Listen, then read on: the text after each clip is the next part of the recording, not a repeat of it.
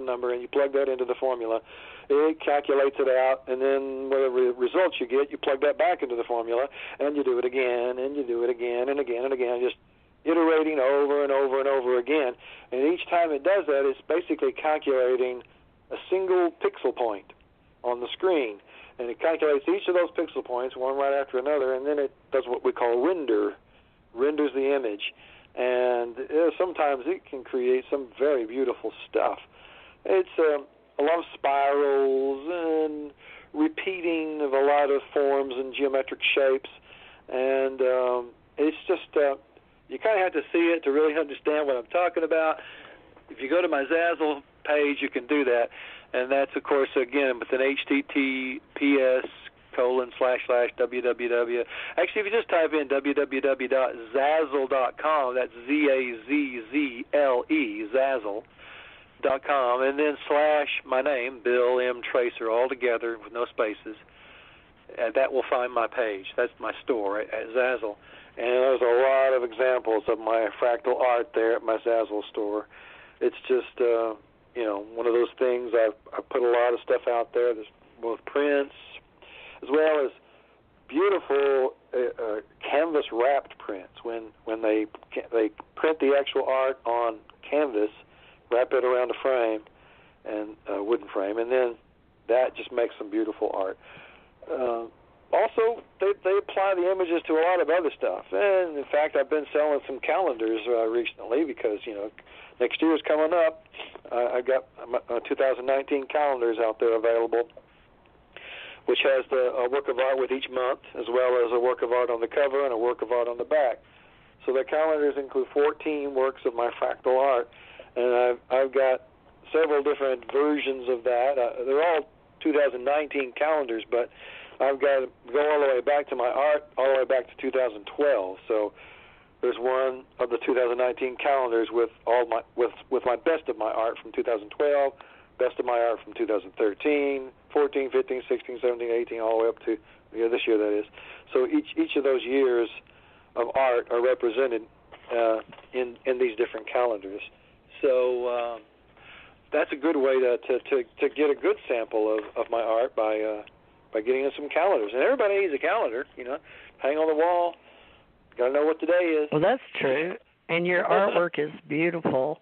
I was able to go with Bill. He's been involved with the Mid-South Conference in Memphis at the Hilton for years and years.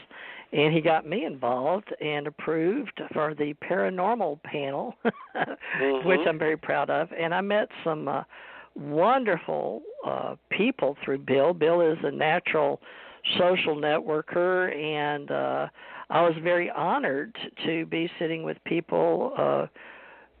What was that couple? It's been a couple of years, folks, and I've slept since then. But huge. Was it Tor Books from New York? Do you remember? There was the husband and wife team that are editors for Tor Books. They were very, very quality people. I have to agree with you. I really enjoyed meeting them and getting to know a little about what goes on with that end of the publishing. But they were both editors, and in fact, I'm hopeful that at some point when my friend David and I, when we complete a book we've been working on for a while, that we can maybe get with Tor, because I really think that it would work well with their publishing company. And it'd be now, nice David, was that the gentleman I met? David in 2016? Is he the other author of science fiction? Or you doing remote viewing together? Yes, what a wonderful person. How's he doing? Is he able to go to your? Do y'all still meet with authors at the Books A Million or wherever you were doing all those meetings? At Barnes & Noble, we have a writers' meeting once a month. This month we're taking the month off because it's so close to the holidays, the time we would have had the meeting. So we're taking this month off, but we'll be back in January for our writers' meeting. We call it the Fantastical Writers of the Mid-South. Wow. So you're still keeping that up, and that was so fun. I helped market or at least promote that a little bit during the Mid-South Con in 2016. And you introduced me to people in the filmmaking business, And I don't remember one of the girls' name, but she was going to New Orleans and Memphis, and they were doing haunted houses.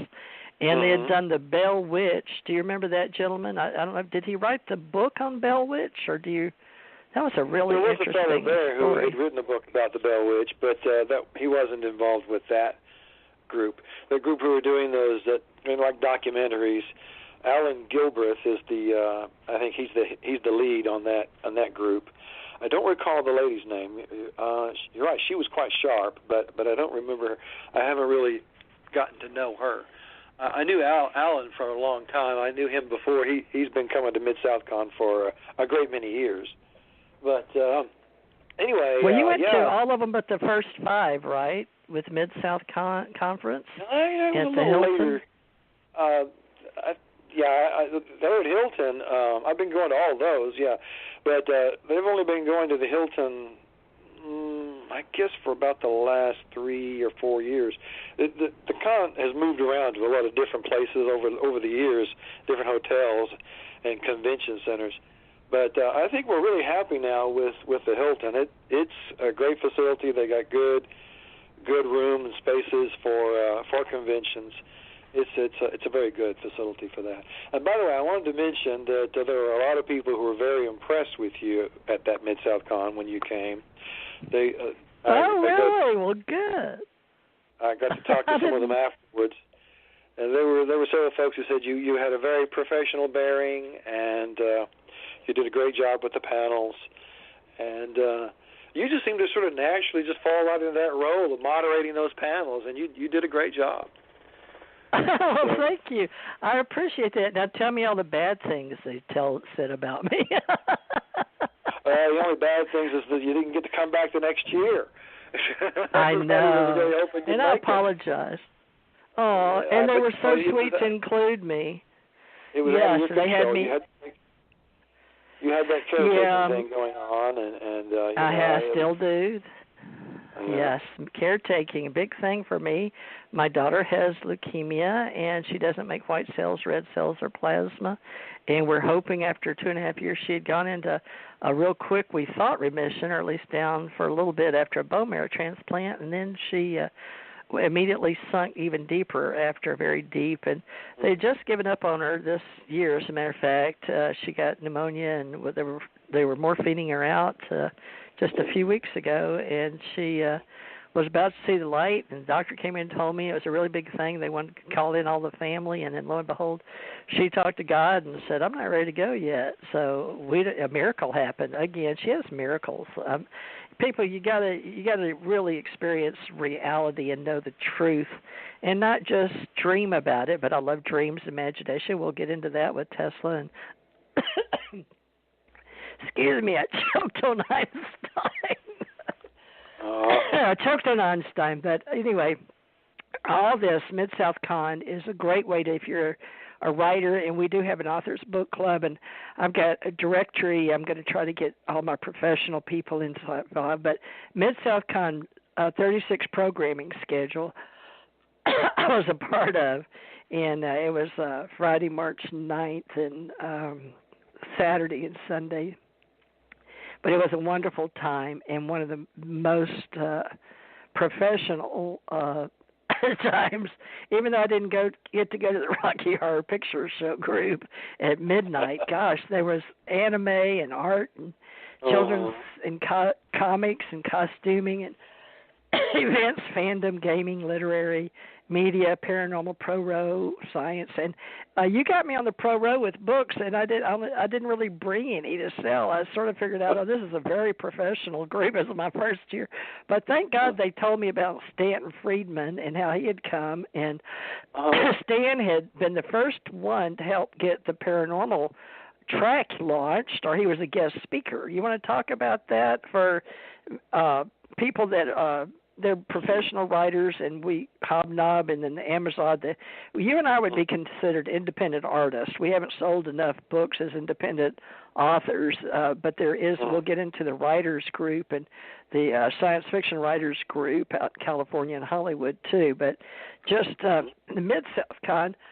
Do you remember what year that was? Because I came in 2016, and how many years had they discussed paranormal.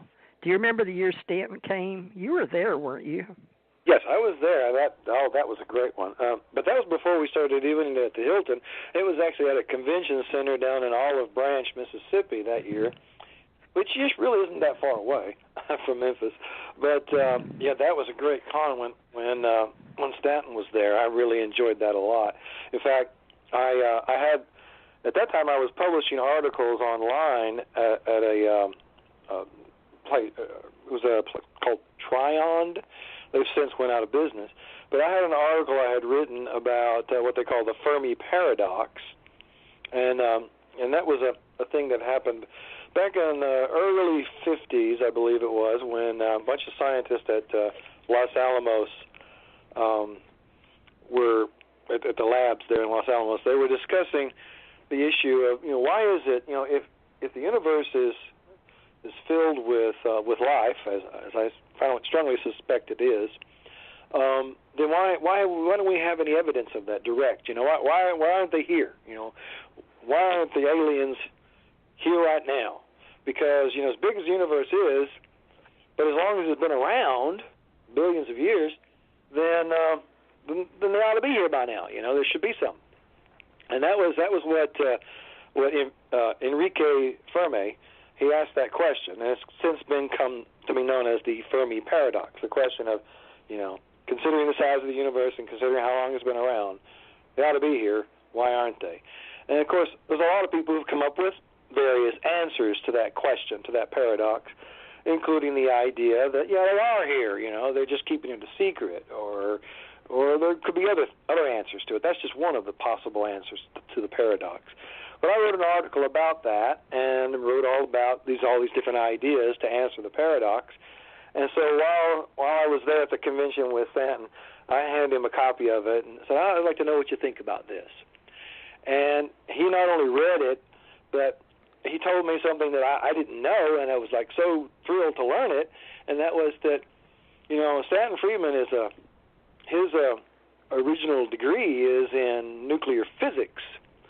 And that's what Enrique Fermi was also about. In fact, in Chicago, that's what he taught. He was a professor, and he taught that. And in fact, Stanton was one of his students. So Stanton actually knew Enrique Fermi personally. He was a professor for Enrique Fermi. Was a professor for him. He learned nuclear physics from the man. So he knew him that well that he was able to kind of give me some pointers about my article. And he said, because he knew him, he had some insights, into what he really thought that Enrique Fermi meant with that paradox. And so I intently listened to everything Stanton had to say about that, and I went back and I edited my article and updated it, with those insights that Stanton gave me, and I was so appreciative to him. In fact, later I did get a chance to talk to him again, and I told him how much I appreciated his insights and how that really, I felt, helped to make my article better, clearer, whatever, kind of more insightful because of the insights that he was able to give me. So, I was very appreciative to Stanton on that, and still am. He's a fine man, and it was kind of funny. There was at the convention they have this thing they call the coffee clatch in the mornings on the last day on the Sunday morning, where you get a chance to actually have breakfast with the various guests. And I signed up, of course, to have breakfast with Stanton. So I was among the various folks who were there with him, and there was just something about his demeanor, his body language. In certain ways, he just reminded me of my dad, and that was so odd because he didn't physically look like him as far as his facial features, but there was just that body language and that kind of way he moved as he would speak. It just is just so much similar to the way my dad did those same kind of things, and so I really did enjoy that convention with him a great deal. And of course, I wish I had the recording that I deleted once in the beginning. Stanton kicked this off, as did MUFON. We had a commercial from, it wasn't Jan Harzan, it was the Captain McDonald that was in charge. Or I don't know if it was McDonald or Donald now.